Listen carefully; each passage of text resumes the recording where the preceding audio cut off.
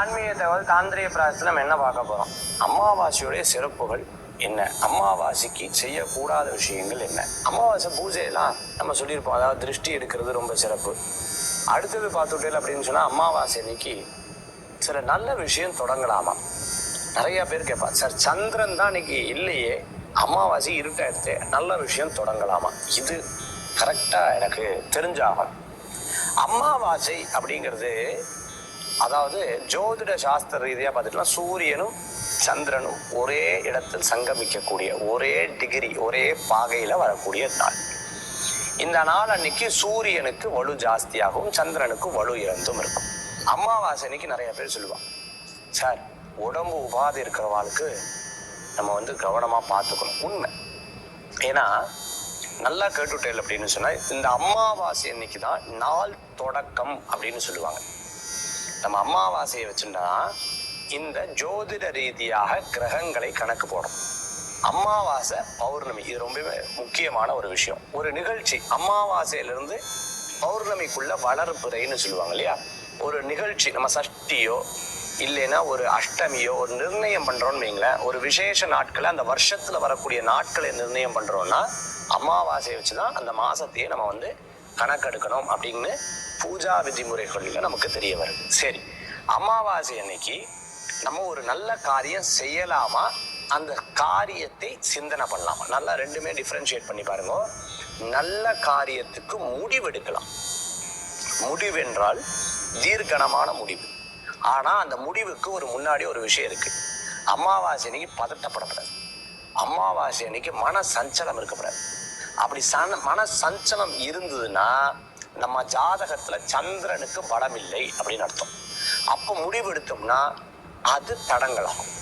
இந்த அமாவாசை நாள் அன்னைக்கு காலையிலிருந்து இரவு வரைக்கும், அதாவது அன்றைய அந்த 24 hours ஒரு மனிதனை கவனிச்சு பார்த்தீங்கன்னா அவருடைய எண்ணங்களும் செயல்பாடுகளையும் வைத்து அவர்களுக்கு எப்படி இருக்கு நேரம் அப்படிங்கிறத புரிந்து கொள்ள முடியும்.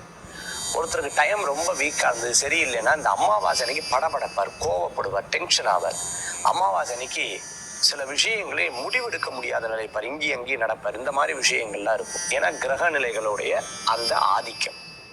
சரி, அடுத்தது ஒருத்தர் ரொம்ப நிதானமா கூலா ரொம்ப அழகா பேசுறார், ரொம்ப அழகா சிந்திக்கிறார் அப்படின்னு இருந்தால் அந்த அமாவாசை அவருக்கு ரொம்ப அழகம். அதாவது அந்த அடுத்து வரக்கூடிய நாட்கள்லாம் ரொம்ப உதவிகரமா இருக்கு அப்படின்னு அர்த்தம்.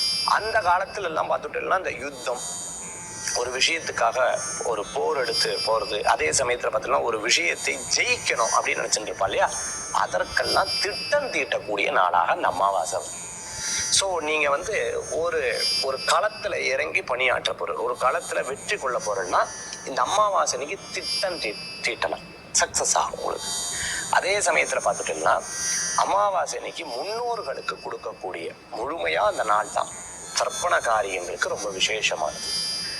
இந்த அமாவாசை அன்னைக்கு என்ன நட்சத்திரம் வருதுங்கிறதையும் நம்ம உடன் வச்சுக்கணும். ஒருவேளை சந்திராஷ்டமத்தன்னைக்கு நம்ம போய் போராடி ஒரு காரியமும் நடக்க போறது இல்லை. ஸோ ஆக இந்த அமாவாசை அன்னைக்கு ஒரு காரியத்தை நம்ம செய்யறதுக்கு திட்டம் தீட்டுறதுக்கு நல்லா இருக்கு. ஏன்னா அதுக்கு அடுத்தது வர பூரா வளர்பிறை அப்படிங்கிற ஒரு பொக்கிஷமான அந்த 14 நாள், அந்த வளர்பிறையில நம்ம நிறைய நல்ல காரியங்கள் செய்யறதுக்கு உதவிகரமா இருக்கு. ஆக இந்த அமாவாசை அன்னைக்கு இதுதான் ரொம்ப முக்கியம். அதனால பெரியவங்களுக்கு முன்னோர்களுக்கு தர்ப்பணம் அவசியம் கொடுக்கறது ரொம்ப நல்லது. அமாவாசை அன்னைக்கு உங்களை நீங்க பாருங்க, நீங்க எப்படி பதப்படுத்துன்னு இருக்கிற, கோவப்படுறா இல்லை உங்களுக்கு தெரிந்தவா சொந்த பந்தங்கள் அந்த மாதிரி பார்த்துட்டேன்னா அவங்களுக்கு ஒருவேளை கோபம் பதப்படுத்துது, ஒருவேளை டென்ஷன் ஆனா, ஒருவேளை ஒரு காரியத்தை பண்ண முடியும். அப்ப அவளுக்கு ஜாதகத்துல ஏதோ தோஷம் இருக்குன்னு அர்த்தம்.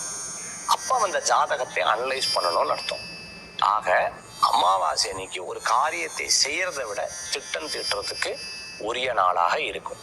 குழந்தைகளுக்கெல்லாம் திருஷ்டி சுத்தி போடுறது, திருஷ்டி சுத்துறதுக்கு ரொம்ப விசேஷகரமா இருக்கும். சில நபர்கள் பார்த்துட்டேன்னா இந்த அமாவாசை பௌர்ணமி அன்னைக்கு தான் சில உக்ரமான தெய்வ வழிபாடுகள்லாம் எடுத்து பண்ணக்கூடிய வாய்ப்புகள் ஏற்படுத்தி கொடுக்கும். ஸோ இந்த அமாவாசைக்கு அவ்வளோ விஷயங்கள் சொல்லப்பட்டிருக்கு. அப்போ அமாவாசை அன்னைக்கு எது செய்யணும், எது செய்யப்படாது. பொதுவாக ஒரு காரியத்தை செய்யறதுக்கு முன்னாடி